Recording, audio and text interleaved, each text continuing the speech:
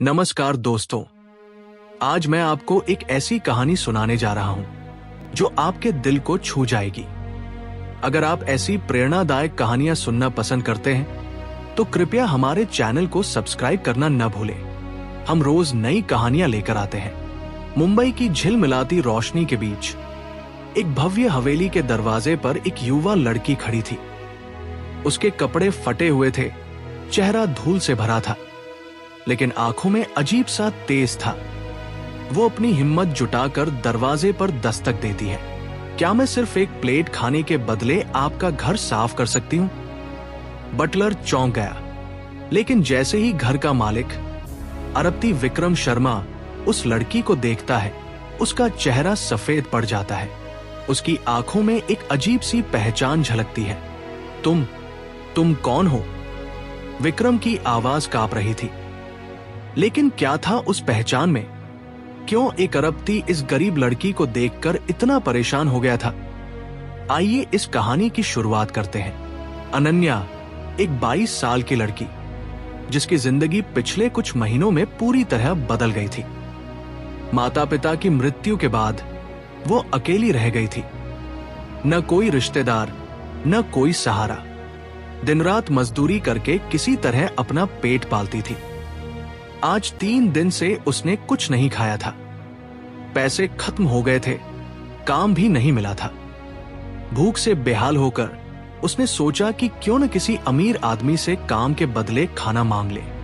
मुंबई के सबसे महंगे इलाके में विक्रम शर्मा की हवेली के सामने खड़ी अनन्या ने अपनी साड़ी ठीक की, बाल संवारे और हिम्मत करके दरवाजा खटखटाया। विक्रम शर्मा 35 साल का एक सफल बिजनेसमैन, जिसकी कंपनी पूरे एशिया में फैली हुई थी। वो अपने अकड़ल स्वभाव के लिए मशहूर था। कर्मचारी उससे डरते थे, दोस्त कम थे, लेकिन पैसा अकूत था। जब अनन्या ने अपनी बात कही तो बटलर रामदास चिढ़ गया। अरे भाग यहां से, ये कोई धर्मशाला है क्या? साहब को परेशान मत कर। लेकिन तभी विक्रम अपने ऑफिस से निकल कर आया।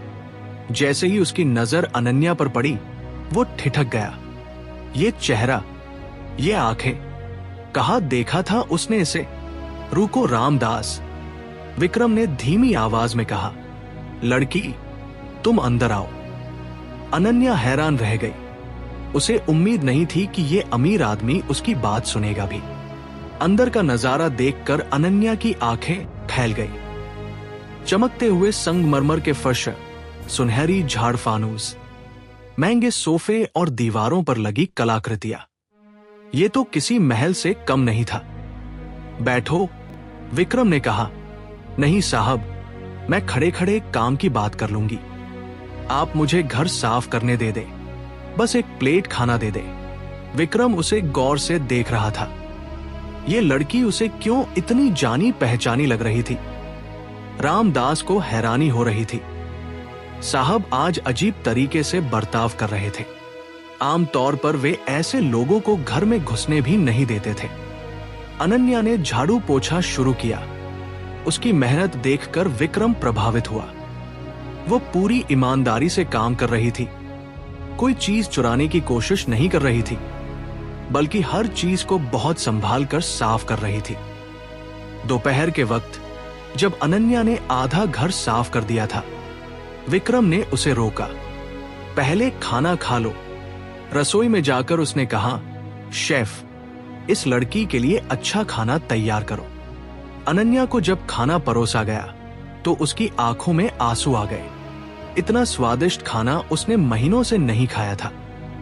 दोस्तों, इस कहानी में अभी और भी दिलचस्प मोड़ आने वाले हैं। अगर आप जानना चाहते हैं कि आगे क्या होता है तो चैनल को सब्सक्राइब करना न भूलें। खाना खाते समय विक्रम ने पूछा, तुम्हारा नाम क्या है? अनन्या। अनन्या गुप्ता। विक्रम का चेहरा और भी गंभीर हो गया। तुम कहाँ की रहने वाली हो? साहब, मैं रामपुर गांव की हूं, बिहार में, लेकिन अब तो यही मुंबई में रहती हूं। मतलब जहां जगह मिल जाए। रामपुर। विक्रम का दिल तेजी से धड़कने लगा। यही तो वो जगह थी जहां 15 साल पहले की बात थी। विक्रम अभी कॉलेज में था। गर्मियों की छुट्टियों में अपनी माँ के साथ रामपुर गांव गया था माँ के मायके। अचानक भारी बारिश हुई और बाढ़ आ गई। उस दिन विक्रम की माँ सुनीता देवी गांव के मंदिर से वापस आ रही थी कि अचानक बाढ़ का पानी तेजी से आया। वे पानी में फंस गई। चिल्लाने लगी मदद के लिए। उसी समय एक छोटी सी लड़की जो शायद 7 से 8 साल की रही होगी, अपनी जान की परवाह न करते हुए पानी में कूद पड़ी। उसने सुनीता देवी को पकड़ा और किसी तरह उन्हें सुरक्षित जगह पहुंचाया। उस लड़की का नाम था अनन्या गुप्ता। विक्रम की आंखों में आंसू आ गए। ये वही लड़की थी जिसने उसकी मां की जान बचाई थी। अनन्या, उसकी आवाज भर आई, 15 साल पहले तुमने एक औरत को बाढ़ से बचाया था। अनन्या चौंक गई। जी हां साहब, लेकिन आपको कैसे पता? वो मेरी मां थी। अनन्या की थाली हाथ से गिर गई। वो विश्वास नहीं कर पा रही थी। विक्रम आगे बोला, उस दिन के बाद हमने तुम्हें बहुत खोजा था। तुम्हारे परिवार को कुछ पैसे देना चाहते थे, लेकिन तुम्हारे पिता ने मना कर दिया था। कहा था कि ये हमारा धर्म था, इसके लिए कोई इनाम नहीं चाहिए। अनन्या को याद आया, उसके पिता श्याम गुप्ता बहुत सीधे साधे इंसान थे। वे कहते थे कि इंसानियत के बदले पैसे नहीं लेते। साहब, आप सुनीता आंटी के बेटे हैं। अनन्या की आंखों में खुशी के आंसू थे। हां, और आज भाग्य ने तुम्हें मेरे दरवाजे तक पहुंचाया है। मेरी मां अगर जिंदा होती तो कितनी खुश होती तुम्हें देखकर। विक्रम को पता चला कि अनन्या के माता पिता पिछले साल एक सड़क हादसे में मारे गए थे। वो अकेली रह गई थी। पढ़ाई छूट गई, नौकरी नहीं मिली और धीरे धीरे सारे पैसे खर्च हो गए। अनन्या, विक्रम ने गंभीरता से कहा, आज से तुम इस घर की बेटी हो। तुम्हें कभी खाने के लिए किसी के सामने हाथ नहीं फैलाना पड़ेगा। अनन्या रोने लगी। साहब, मैं सिर्फ एक प्लेट खाना मांगने आई थी। मैं इतना बड़ा एहसान नहीं ले सकती। एहसान? अनन्या, तुमने मेरी मां की जान बचाई थी। आज तक मैं उस एहसान को चुका नहीं पाया। आज मौका मिला है। रामदास भी ये सुनकर भावुक हो गया। उसे समझ आ गया कि साहब क्यों इस लड़की के साथ इतना अलग व्यवहार कर रहे थे। अगले दिन से अनन्या का जीवन पूरी तरह बदल गया। विक्रम ने उसे घर में एक अलग कमरा दिया, नए कपड़े दिलवाए और सबसे महत्वपूर्ण बात, उसकी पढ़ाई दोबारा शुरू करवाई। अनन्या, विक्रम ने कहा, तुम सिर्फ घर साफ करने के लिए नहीं बनी हो, तुम अपनी जिंदगी बनाने के लिए बनी हो। अनन्या ने बिजनेस मैनेजमेंट की पढ़ाई शुरू की। वो बहुत तेज थी, मेहनती थी और सबसे बड़ी बात, उसमें दूसरों की मदद करने का जुनून था। 2 साल बाद जब उसकी पढ़ाई पूरी हुई तो उसने विक्रम से कहा, साहब, मैं कुछ करना चाहती हूं। क्या? मैं उन लोगों की मदद करना चाहती हूं जो आज मेरी तरह भूखे हैं, बेघर हैं। विक्रम मुस्कुराया। बताओ क्या चाहिए? अनन्या ने अन्न सेवा नाम से एक संस्था शुरू की।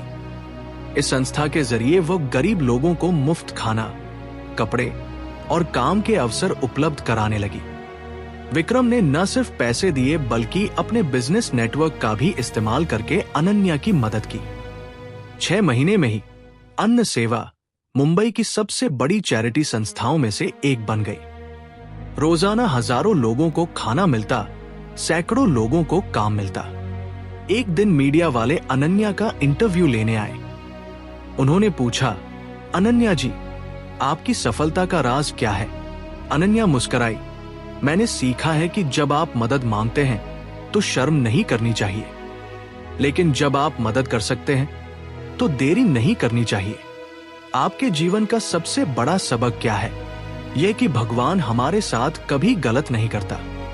जब मैंने एक प्लेट खाने के लिए दरवाजा खटखटाया था तो मुझे लगता था कि मैं बहुत गिर गई हूं, लेकिन वही दरवाजा मेरी नई जिंदगी का शुरुआती बिंदु बन गया।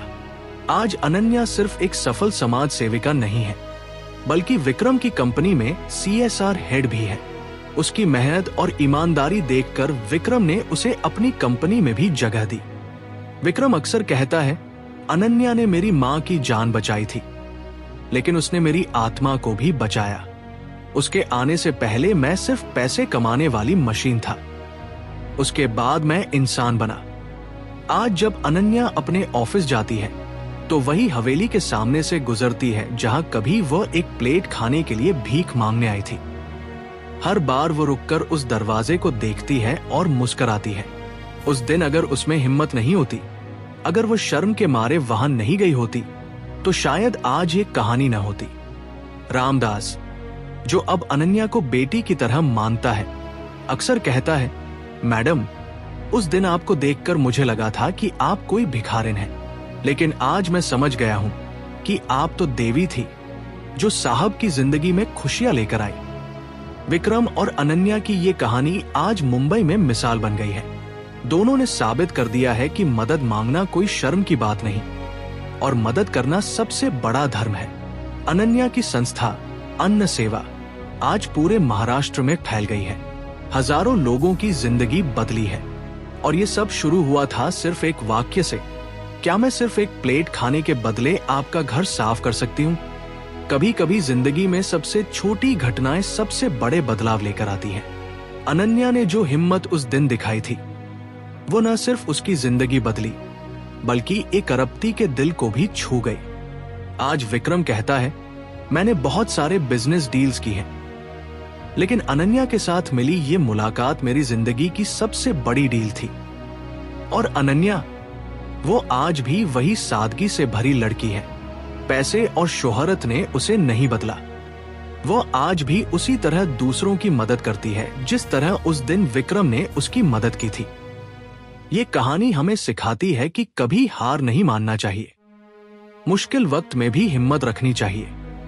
और सबसे महत्वपूर्ण बात, जब आप किसी की मदद करते हैं तो वो मदद कई गुना होकर आपके पास वापस आती है। अनन्या की कहानी आज भी जारी है। वो आज भी उन लोगों की तलाश में रहती है जिन्हें मदद की जरूरत है। और विक्रम, वो आज भी कहता है कि अनन्या उसकी जिंदगी में आकर उसे असली खुशी का मतलब सिखा गई। तो दोस्तों, ये थी अनन्या और विक्रम की प्रेरणादायक कहानी। अगर ये कहानी आपको पसंद आई है तो प्लीज लाइक करें, शेयर करें और कमेंट में बताएं कि आपको कैसी लगी। और हाँ, ऐसी और भी दिलचस्प कहानियों के लिए हमारे चैनल को सब्सक्राइब करना न भूलें। हम रोजाना नई कहानियां लेकर आते हैं। याद रखें, जिंदगी में कभी हार न माने, हमेशा मदद के लिए तैयार रहें और जब जरूरत हो तो मदद मांगने से न हिचके।